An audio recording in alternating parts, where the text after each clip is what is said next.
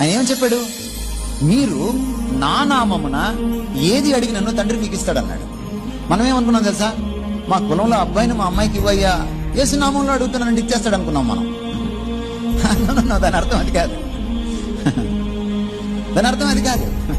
నాకు అమెరికా సంబంధం ఈయన, ఒక డాక్టర్ సంబంధం ఇయ్యయ్యా, యేసు నామంలో అడుగుతున్నానంటే ఇచ్చేస్తాడు అనుకున్నాం మనం. నో, దాని అర్థం అది కాదు. నా నామమున అడగమంటే అర్థం ఏంటంటే, నా పేరిట అడగమంటే అర్థం ఏంటంటే, నామం అంటే బైబిల్లో క్యారెక్టర్. నీ ఎదుట నా నామమును ప్రకటించేద్దును అన్నాడు మోషేతోటి, నిర్గమకాండం 33వ అధ్యాయంలో.